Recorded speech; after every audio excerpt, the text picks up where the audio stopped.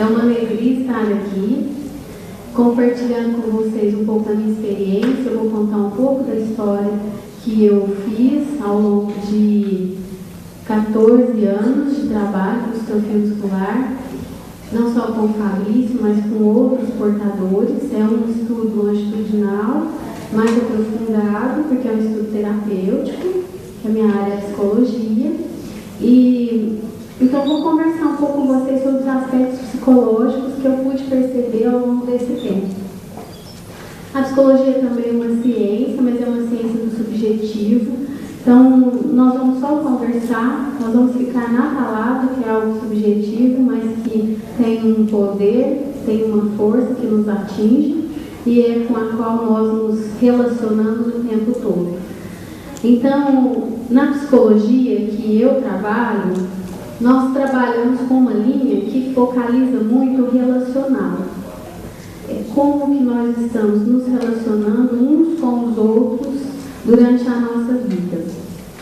E no trabalho com a distrofia, começou assim o meu trabalho com distrofia. Eu me encontrei com a distrofia numa instituição pública e a partir daí comecei a me encantar com o que eu via, com os portadores de distrofia, com o que eles estavam me mostrando de possibilidade de aprendizado, com o que eu estava sentindo a respeito daquela problemática que para mim se delineava como ponto de interrogação.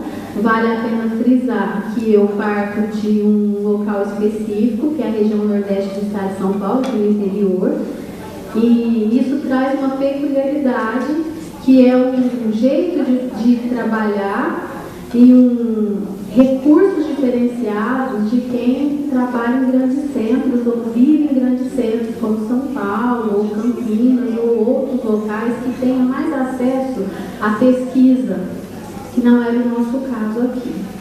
Então, a partir do contato com essa instituição, com a distrofia, eu fui atrás de informação. O primeiro lugar que eu passei foi na BIDIM. Então, hoje eu vejo outras pessoas aqui da BIDIM, mas já tive oportunidade em outros encontros que nós promovemos aqui na região, de falar com as fisioterapeutas da BIDIM, de pesquisar por lá, porque existe uma biblioteca, acho que ainda existe, uma biblioteca vasta lá, que fala da distrofia. E aí fui descobrindo por conta própria, por interesse pessoal, junto com outros profissionais da área da psicologia, o que é que a psicologia podia fazer para colaborar com os familiares e com os portadores. Na psicologia não existia uma literatura específica para a DMD que desse sustentação para uma prática consistente. Eu quis trilhar esse caminho e criar essa possibilidade e trazer outros profissionais da psicologia conforme eu ia achando que essa necessidade era real, a necessidade de um psicólogo junto aos familiares e portadores. Geralmente o portador de distrofia, ele é encaminhado para o médico, ele vai para o médico e de lá ele sai encaminhado para a fisioterapia, com certeza, mas muito pouco provável que ele vá para a psicologia. Pode acontecer, porque já mudaram muitas coisas, mas na época em que eu comecei, ele não ia para a psicologia. É pouco citada a psicologia nesse tipo de tratamento. Às vezes a psiquiatria, que é uma área da medicina, aparece, mas a psicologia nem tanto. E eu fui descobrindo por quê. Por que era tão difícil o profissional da psicologia ser encarado como necessário nesse contexto. Então eu falei que a psicologia trabalha com relacional. E eu fui focalizar nesse relacional, a relação dos portadores de distrofia com a distrofia, a relação dos familiares dos portadores com essa patologia, a relação entre eles, como se dava, para ver como fazer para que a saúde permanecesse. Aquele tripé que a doutora Bernadette colocou lá no começo, né? O que é saúde, que considera o bem-estar emocional também, o bem-estar social da pessoa, a pessoa como um todo, isso é válido, era a proposta, e eu queria que esse tripé ficasse efetivo, não era o que eu percebia. Eu percebia um enfoque muito grande da família, uma busca incessante da cura, uma necessidade muito grande de achar a cura ou tratamentos que desse uma sensação de que estava fazendo alguma coisa. Tinha que ser concreto. Então, por exemplo, a fisioterapia é concreta, porque é um movimento que eu vejo, eu pego e faço. A medicina também é concreta, porque tem um medicamento, tem uma pesquisa, tem uma orientação. A psicologia não. A psicologia é subjetiva, ela pega naquilo que a gente não vê, mas ela pega naquilo que a gente sente, e é o que permeia tudo o que a gente vive no dia a dia. E aí o que eu percebi? Existe um enfrentamento de grandes crises nas famílias que enfrentam a problemática da distrofia. A primeira grande crise é a perda do filho ideal.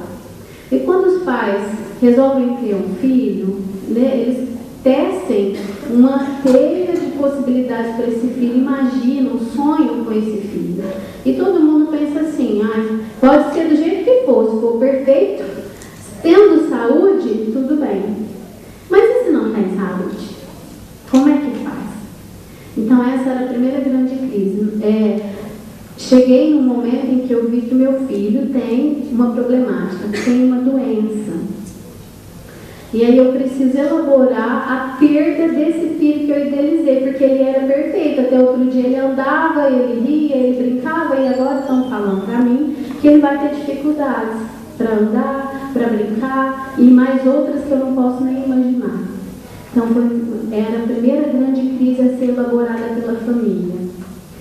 Depois dessa perda de expectativa, tem uma outra grande crise, que é a questão da cadeira de rodas, que a doutora também falou lá no comecinho. Muitas famílias, hoje em dia, pode ser que esse enfrentamento da cadeira não seja tão traumático nem sofrido. Mas há um tempo atrás, eu acredito que até hoje, podemos dizer assim, é muito sofrido o momento que o filho vai para a cadeira de rodas. Então, a cadeira de rodas, ela não é representada para a família, de modo geral, como algo que vira um benefício. Ela é representada como uma concretização da perda daquele filho que andava. Mas ele estava bem, agora não, eu vou ver que ele não está, porque ele está na cadeira. E aí tem aquela história dos filhos. Eu conheci pessoas que não tiveram facilidade, nem os pais nem os filhos, de encarar a cadeira de roda como uma possibilidade de benefício, mas sim como um sofrimento e uma concretização de sofrimento. Então era preciso elaborar também essa frustração de não ter mais pernas boas, como alguns diziam. Depois, tem uma outra crise, que é assim, diante de cada crise dessa, a família precisa fazer uma reestruturação. E nessa reestruturação, o papel da mãe e do pai são diferenciados. É muito comum, na criação de qualquer tipo de filho, na nossa sociedade brasileira, a delegação dos cuidados com a educação fica muito mais forte na mão das mães do que na mão dos pais. O pai ainda, apesar de terem muitas mudanças, da mãe já ter passado a trabalhar fora e ser também provedora do lar, o pai ainda figura mais como um provedor, ele ainda não saiu muito dessa função, ele não entra dentro da casa como aquele que divide as tarefas no mesmo nível. Então, o que acontece?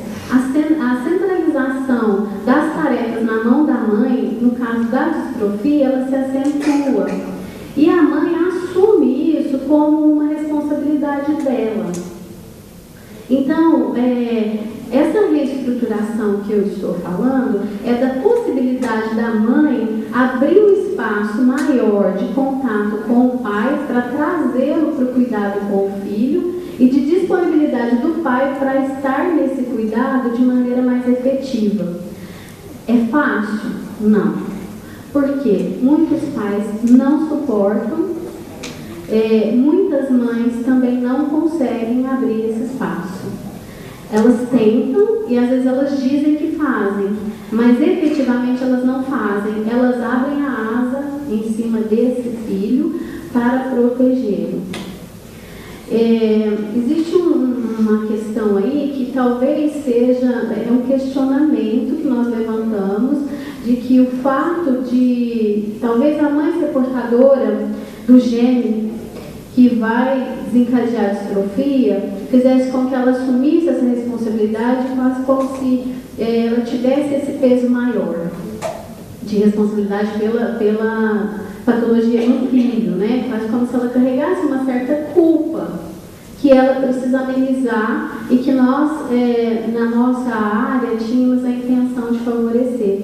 Amenizar esse peso dessa responsabilidade de encarar como uma tarefa pessoal dela e de crença de que a presença dessa mãe constante ao lado do filho também poderia evitar que esse filho tivesse um mal maior, que ele sofresse um sofrimento, que ele tivesse um sofrimento a mais do que o que ele já tem, que é de viver essa distrofia.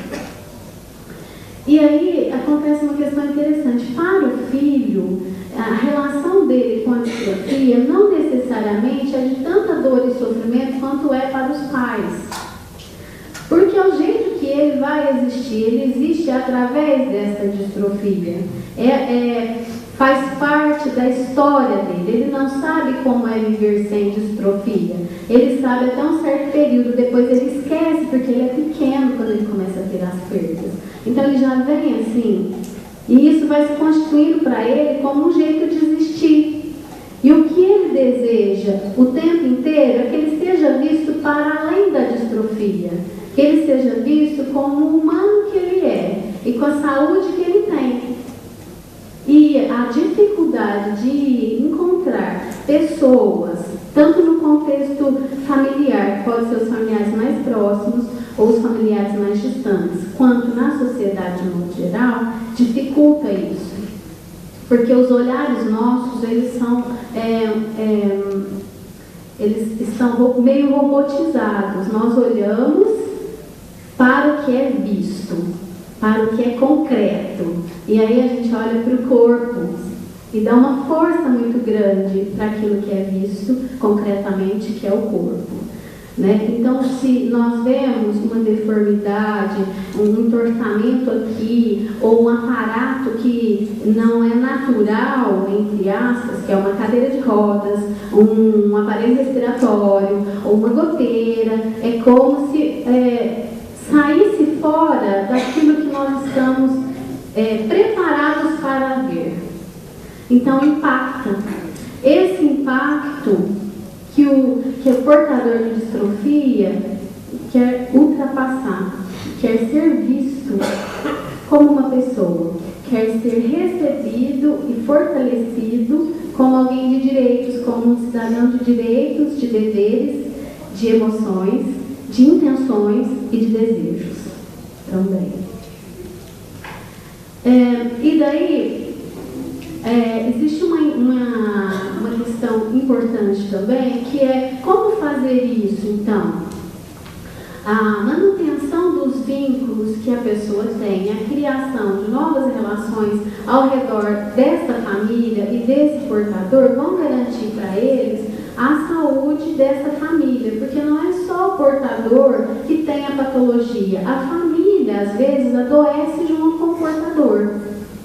E aí começa a desenvolver um jeito de existir ao redor do portador de muito sofrimento e de muita tensão. Então já existem alguns fatores predisponentes que são físicos para que o portador desenvolva ansiedade, talvez até mesmo depressão, distúrbio de comportamento, mas existe um entorno que também pode provocar isso. E se esse entorno se mantém um pouco mais tranquilo, um pouco mais saudável, a probabilidade do portador conduzir melhor as próprias emoções é maior. Fica mais fácil para o portador lidar com as perdas que ele vai ter durante a vida dele, se a família suporta melhor essas perdas também. Aí é que entra o trabalho do profissional de psicologia. Ele vai oferecer uma terapia? Não necessariamente. Pode ser que ele ofereça espaços terapêuticos, momentos de troca profunda em que as pessoas da família ou mesmo os portadores possam dizer aquelas coisas que uns para os outros não falariam jamais. Que aquelas dores profundas, que são as frustrações profundas, que são os desejos profundos que nós gostaríamos de executar e não é possível diante da situação que é vivida. Aqui nós tivemos, desde a parte da manhã, descortinamos uma série de possibilidades de tratamento, de informações, de pesquisas, que para administrar no dia a dia não é tão fácil assim, né? Acaba sobrecarregando a família, que precisa criar um jeito de conviver com aquela distrofia que faz parte daquela família e com o portador daquela maneira, mudar a própria rotina. Os pais vão precisar mudar a própria rotina, assimilar naquele contexto aquela novidade, não só os pais como também os irmãos, que sofrem muito com a situação, porque existe um peso muito forte que determina a dinâmica familiar de viver em torno dessa situação, porque existem cuidados que precisam ser feitos, né?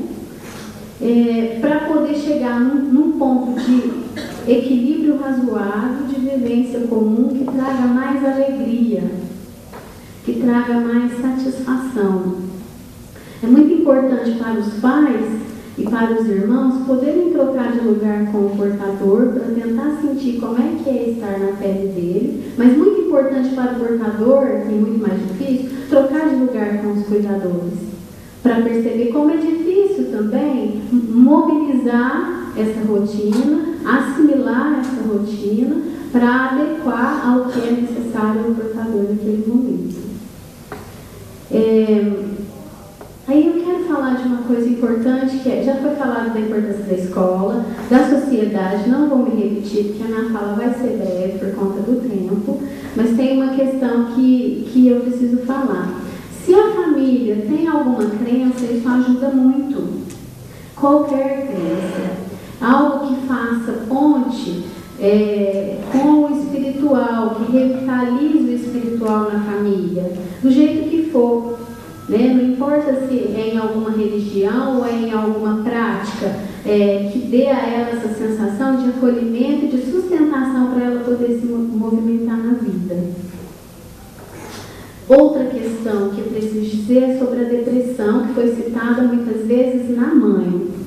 A manifestação dos sentimentos, a expressão dos sentimentos, ela favorece a saída dessa depressão, que é um sofrimento, uma dificuldade de absorver essa realidade e elaborar.